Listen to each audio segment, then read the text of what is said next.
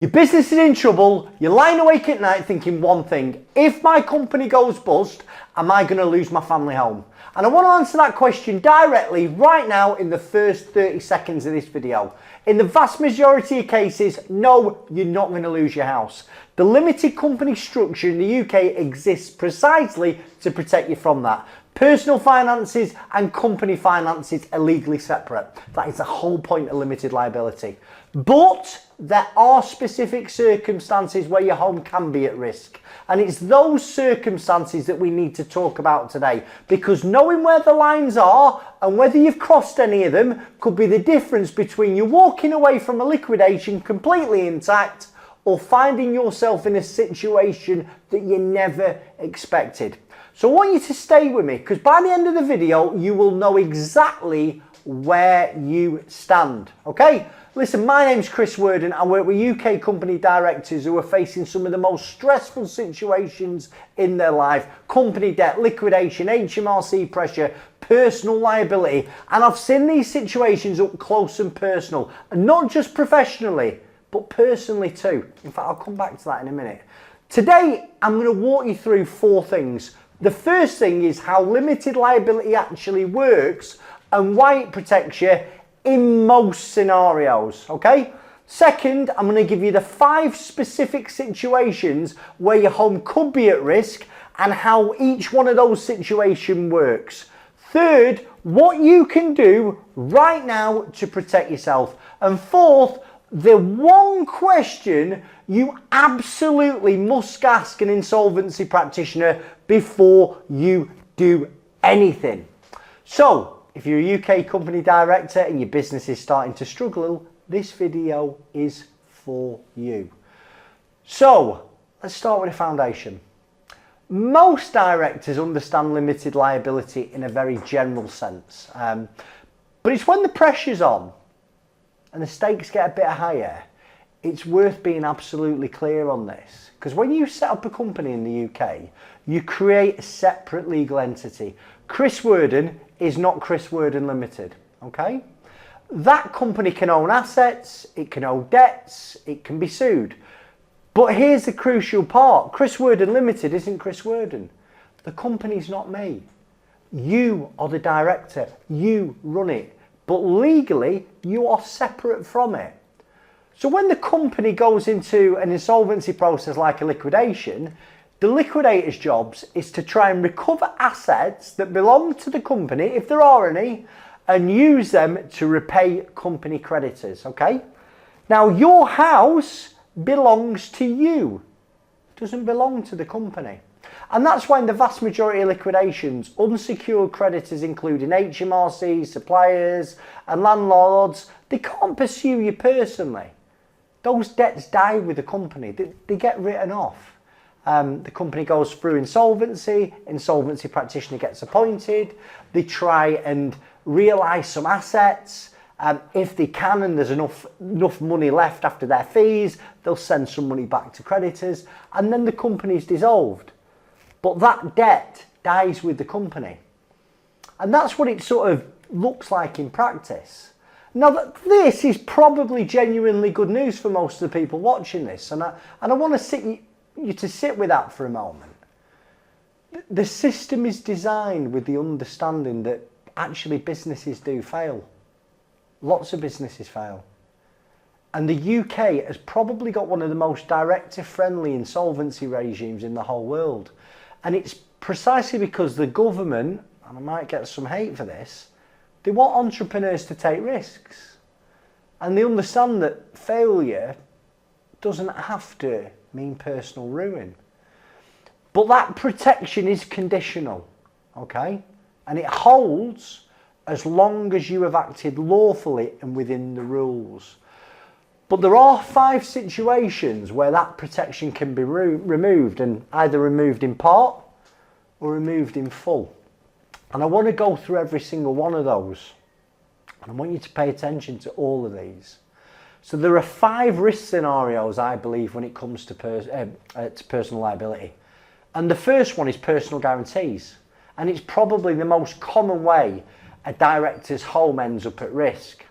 And it's one that catches people out because they They might have signed a personal guarantee years ago and forgotten about it, or there might be a personal guarantee that they weren't aware that they've signed into. And what a PG is it's a legal commitment for you to make a payment to a lender, landlord, supplier, credit card, loan, if the company cannot pay the debt. It's basically saying, if the company defaults, I will personally pay it.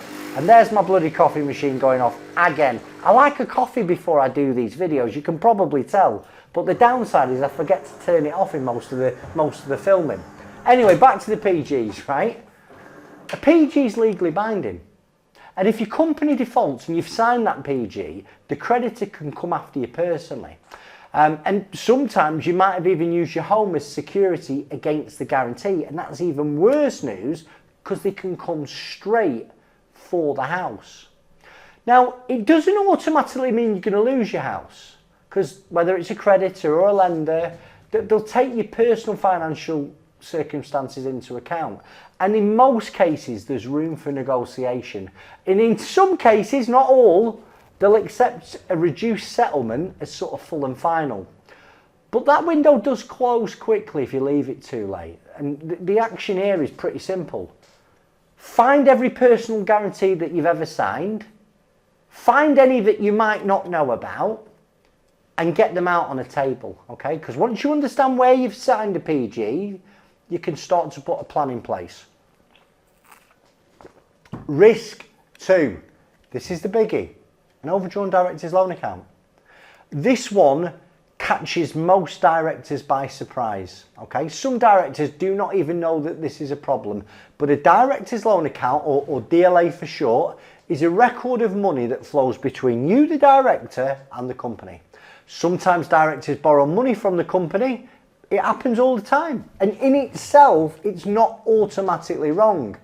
But at the point of insolvency, if your director's loan account is overdrawn, basically it means you owe the company money.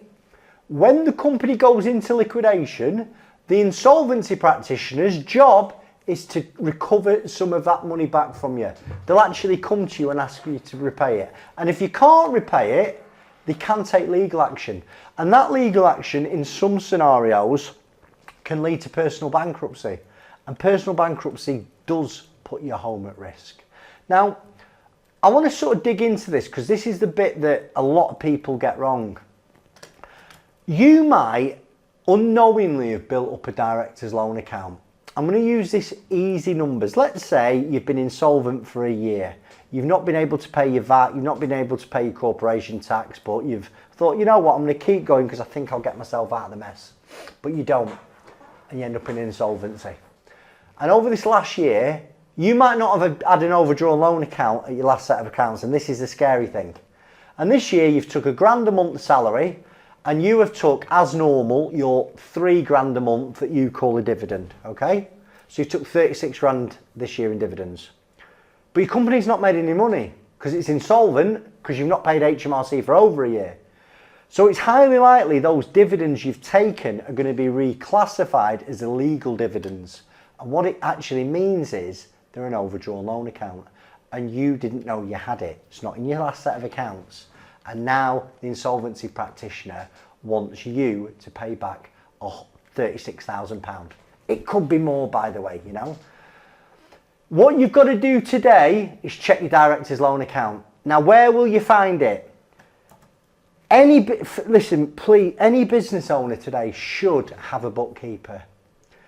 And if you've got a bookkeeper, you can go, or if you might be decent at this accounting software yourself, go onto Xero, QuickBooks, bloody Free Agent, whatever you're using, Sage, pull off a balance sheet, and as long as that information's correct, it will tell you where your director's loan account sits. If you haven't got that software, it's a bit of a problem because you're going to have to go to your last set of accounts for your last starting point. Now, that last set of accounts is about as much use as a chocolate tea cosy when working out a director's loan account because essentially it's a snapshot of your business one day in the past. And everything since that point has probably changed your director's loan account. In fact, you know what? If you're worried about your director's loan account and you're heading towards insolvency, go to the comment section. There's a link at the top. Put your details in. One of my team will call you today. No strings, no obligation. If you don't want to call but you want to find out more about insolvency, go to the homepage on YouTube, put your details in that link and you'll get a free guide, okay? Step 3, wrongful trading. And this one's more about timing. And it can catch people out who are genuinely trying to save the business. That's the worrying thing. Basically, wrongful trading occurs when you carry on trading, taking on more debt, more obligations, more suppliers, after the point that you knew or you should have known that the company have got no realistic prospect of avoiding insolvency, right? So what is insolvency? You can't pay debts when you fall due. Your liabilities are more than your assets. But this is a question you've got to ask yourself. In my heart of hearts, have I got any genuine rationale to keep trading? And I'm not talking about blind hope here. What I'm talking about is, have you got a big job starting? Have you got some money that's due in? Have you got something happening in the very near future that's going to put you back on an even keel? Because if you haven't and you end up in insolvency, the insolvency practitioner may find evidence that you've continued to trade when you shouldn't, and they can apply to the court to make you personally contribute to the company debts. Now, the amount they can ask for you to pay is very substantial. Now, the biggest one ever, I think it was ever, right? BHS, the directors for BHS, they bought it for £1. They then took advice. It was clear they were insolvent and they continued to trade and they got made personally liable for tens of millions of pounds, right? This is something that's very real, right? The question you've got to ask yourself, at what point did you know you was never going to be able to get back on a firm financial footing? And once you knew, what did you do about it?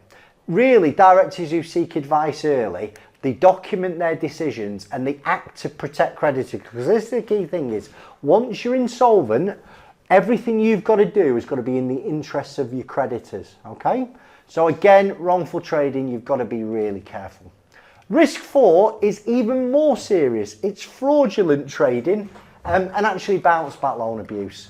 Now, I want to talk to you about fraudulent trading. That's not a mistake. Wrongful trading, people can sort of get wrong, okay, by mistake. Fraudulent trading is intentional, okay? It's deliberately misleading creditors, hiding assets, taking on debts with no intention of paying them, falsifying accounts, taking deposits off customers that you never ever was going to be able to fulfill the job. And if an insolvency practitioner uncovers this evidence, the consequences aren't just civil, they can be criminal. And we're talking about personal liability for company debts, disqualifications, but in the most serious cases, it can be prison. Now, I'm including this not because I think it's most people watching have done anything fraudulent. I'm not. I'm including it because in between like aggressive financial management and misconduct is sometimes thinner than you think. And when it comes to bounce back loans, this is the big area people are getting made personally liable. There were millions of bounce back loans sent out there, okay? Lots of those businesses haven't bounced back and they've ended up in insolvency. If you took a bounce back loan when you weren't entitled to, if you took more than you was entitled to, if you took more than one bounce back loan, there's a blooming good chance that insolvency practitioner has to make you liable for it going forward, okay? So again, the earlier you reach out, the more options that you've got, but when it's wrongful trading and bounce back loan fraud, there's no way of dodging the bullet. You're in a lot of trouble. Risk 5, unpaid national insurance contribution. And this is one that's less well known, okay? But it's increasingly relevant given how much HMRC's enforcement activity has ramped up this year. Now, in most cases, company tax debts will stay with the company after the insolvency. HMRC is a creditor like other and takes their place in the queue. But NIC is different. If you fail to pay NIC on your employees' earnings when the company was insolvent, HMRC has now got the power to issue what's called a personal liability notice. And that notice makes you personally liable for that unpaid tax. And if you can't pay it, HMRC could pursue you to bankruptcy, which is going to put your home at risk. Oh, now I want to pause for a second here, okay? Because that list I've just given you is pretty daunting. And listen, I know from my own experience how real the fear of losing your home feels. Because guess what? I've been there. I'm not an insolvency practitioner. I'm the managing director of the largest and most successful director advisory for directors who are under financial pressure. But I've been where you're at. Like when my company was in financial difficulty, I could not sleep at night, and all I was worrying about is I'm going to lose my home. My kids are going to have nowhere to put their head down. You know, they're going to find something wrong. Oh, you know, there was no one who could catch me. You know, I didn't have rich parents, didn't have massive savings. And that's what sort of put me to build this business. Like, I've been where you're at. Everything that I do, this channel exists because I genuinely believe that directors in this country deserve straight answers from people who've actually been there and understand. And now I want to talk about what you can actually do about it. What can you do to protect yourself, okay? Let's flip this, because the video isn't about scaring you. It's about giving you the information to protect yourself. And this is what you need to do. First of all, you've got to act early. I'll say this again and again and again in the videos because it's the single most important thing you can do. The earlier you can take advice, the more options you've got. Directors who come to us early, we can actually say to them, you know what, you don't need insolvency advice here. You maybe just need to restructure with HMRC, speak to the creditors, do an informal time to pay arrangement. But don't take on that personally guaranteed debt.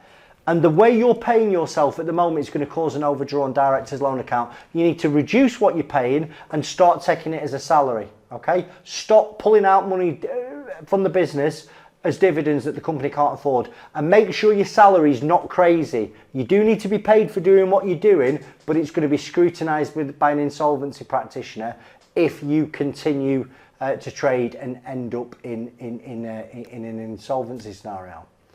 So if you're watching the video and you're worried, this is a time to act. Get a full picture of exposure. Before you do anything, you need to know what the actual risk is. And that means we'll help you go through your personal guarantees. We'll help you understand your director's loan positions. We'll have a look at any payments that you've made out of the business. We'll basically give you a full and frank analysis. Stop making payments to one supplier. Stop making large payments out of the company to you. One of the most common mistakes I see in the lead up to liquidation is directors making payments that later get classified as preference payments. And that could be paying a supplier with a PG, it could be paying a family member back, it could be clearly preferring one supplier over another, or repaying personal guarantees before other creditors. These things can be unwound by an insolvency practitioner, and potentially it can increase your personal liability. So if you're approaching insolvency, don't move money around without taking advice first. You've got to be transparent with the firm you're working with. Even if it's not us, whoever you're talking to, tell them everything. Do not hide anything, because they're trained to find things once they've got appointed. The insolvency practitioner's job is to really help you navigate this, but they can only do so if you tell them the full picture. Surprises at the liquidation stage are almost worse to deal with than if you find them pre-appointment, okay? So be honest, be thorough, let them help you. And I want you to ask this one question. When you speak to an insolvency firm, even if it's not me, before you sign anything, I want you to say this to them. Given my specific circumstances, what do you think my personal liability exposure is? And what does that mean for your home? And a good firm will give you a straight answer. They might not be able to formally agree a deal, but they could give you an indication of what this means post-liquidation. That's what we'll do here at Director First, especially with things like overdrawn loan accounts. We'll go through everything with you. We'll go through your personal situation. We'll speak to the IPs and go, listen, given this situation, I know you've not been appointed yet, but on the basis of full disclosure, what would a settlement look like? We've been doing this job long enough to give you a guide, okay? Now, I want to sort of talk now about life after liquidation, because a lot of directors I work with assume that going through this process means the business life's over, and it's not. In the vast majority of cases, a director who goes through a liquidation with no wrongdoing faces no personal financial consequences at all. No loss of home, no bankruptcy, no director disqualification. The debts do get written off. The company disappears and you are free to start again. In fact, once a CVL is complete, you can start a new company as soon as you're ready. You're not automatically going to be banned from being a director. Now, I've worked with directors who say to me, Chris, I've been putting this call off for months and I've spoke to you guys and I can sleep tonight. So if you've watched this so far, I want to speak to you directly for a moment. You're watching this because something's wrong. Maybe your company's already insolvent, maybe you can see it coming, maybe you've already got a threatening letter and you don't know what to do with it about it. But I want to do two things for you. First of all, I want to give you a free report on insolvency. Go to the YouTube channel, put your details in, you'll get a full guide. Secondly, I want you to speak to one of my team. Go to the description of this video, put your details in the link, someone will call you. No obligation, no judgment, no strings. But I'm glad that you've enjoyed watching this. And if this video's helped you, I want you to go over there and I'm going to tell you all about directors' loan accounts. How do they work? What's yours going to be like? What you can do if you've got one. Thanks for your time, Chris Worden. Bye-bye.